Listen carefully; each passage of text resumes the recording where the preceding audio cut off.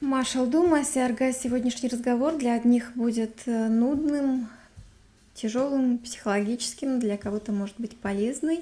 Мы поговорим о человеке, его предназначении на основе работ Карла Густава Юнга. Это швейцарский психолог, психиатр, педагог, основоположник аналитической психологии. У меня вот такая старая книга его «L'homme à la découverte de son âme», «Человек, познающий свою душу». Все мудрецы мира, которые на самом деле постигли какое-то настоящее знание, прикоснулись к духовному, они, как правило, говорят об одном и том же, хоть и на разных языках, и в своей терминологии. И главное, чтобы каждый из нас находил того, чей язык ему ближе. Я вообще очень люблю эти старые книги, у меня есть еще такая, тоже по психологии. Смотрите, она 1879 года. Человек не может сравнить себя ни с одним существом. Он не обезьяна, хотя часто похож на нее, ни корова и ни дерево. Он человек, но что это значит быть человеком?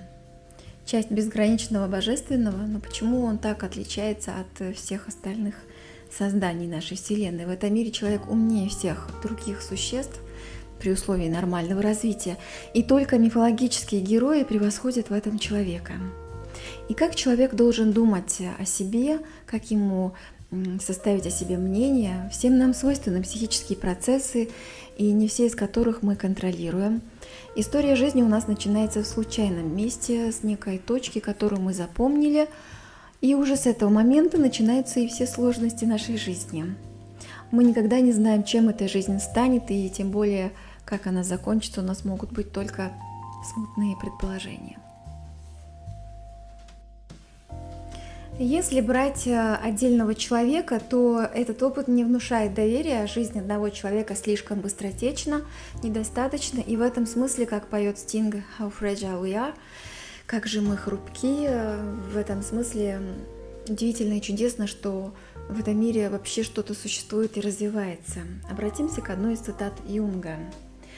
«Люди, думалось мне, походили на животных и, казалось, также не осознавали себя. Они смотрели на землю и на деревья лишь за тем, чтобы увидеть, можно ли это использовать и для чего. Как и животные, они сбивались в стадо, боролись между собой, жили в этом Божьем мире и не видели его, не осознавая, что он един и вечен, что все в нем уже родилось и все уже умерло». Известные интеллектуалы, такие как Аристотель, при всей своей логичности кажутся безжизненными.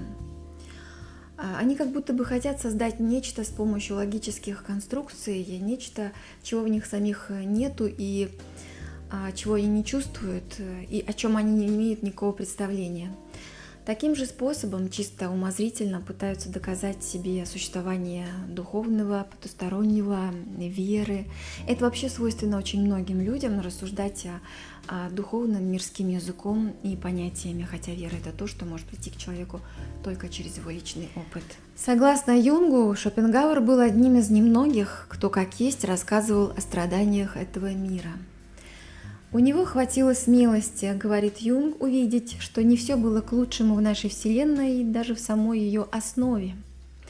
Он сказал, что все беды человеческой истории и жестокость природы исходят от слепой творящей воли. Это, кстати, интересный момент, который Юнга разочаровал в идеях Шопенгауэра. Что это за слепая творящая воля?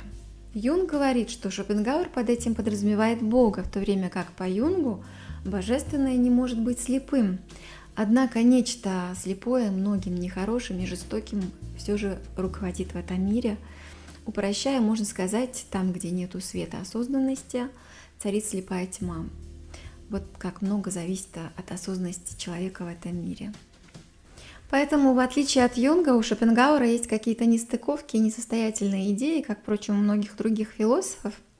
Вот почему я предпочитаю брать за основу размышлений тех людей, живших в этом мире или живущих, которые так здраво и трезво и глубоко видят тайное или явное в нашей жизни, как этот швейцарский психолог, который был учеником, кстати, Фрейда, но превзошел своего еврейского учителя, пойдя намного дальше и оставив его далеко позади. Хотя в нашем мире, видимо, благодаря еврейской пропаганде, не в обиду евреям, Фрейд преподносится как король психологии, впрочем, как и Эйнштейн преподносится королем интеллекта. Сегодня, как никогда, опасность всем нам угрожающая исходит не от природы, а от человека, считает Юнг. Она коренится в психологии личности, психологии массы. Все зависит от того, правильно ли функционирует наше сознание. Люди могут становиться невротиками даже от того, что они довольствуются неполными или неправильными ответами на те вопросы, которые ставила им жизнь. Как правило, они ищут успеха, удачного брака, положения и становятся несчастными просто из-за того, что этого не удалось достигнуть. Этим людям не хватает развития, самопознания, самовыражения через творчество. Как только они находят свой способ для внутреннего обогащения и развития, неврозы исчезают. Неврозы на самом деле не такая страшная вещь, как они и говорят. Это очень распространенное явление в наше время. Вот почему так важно развитие личности и всевозможные способы для этого. Среди так называемых невротиков есть много людей, которые были бы психически здоровыми, если бы они родились в другую эпоху, когда человек был связан с природой, с миром своих предков, посредством мифов, народных сказаний и так далее. Недаром мудрецы передавали древние знания через притчи и мифы, например, такие как суфийский мастер Руми и его прекраснейшая книга «Маснави».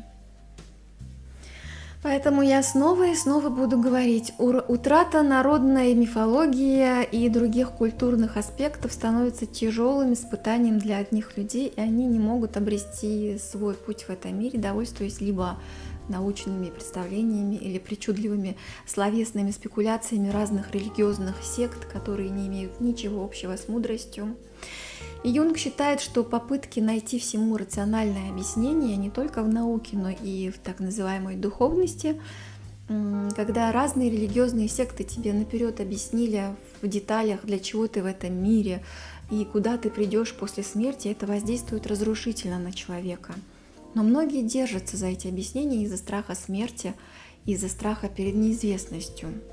Есть один необычный такой медитативный фильм «Дед Азиз» называется. Там главный герой-старец сравнил страх смерти со страхом рождения.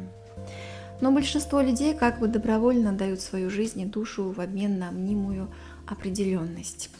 Юнг говорит по этому поводу: за этими попытками тайная цель по возможности отгородиться от собственного подсознания, от подсознательных состояний, от реального психологического опыта и заменить его с виду надежной, но искусственной и ограниченной, двухмерной, то есть животной идеологической действительностью, где настоящая жизнь со всеми ее сложностями заслонена так называемыми отчетливыми понятиями идеологемами.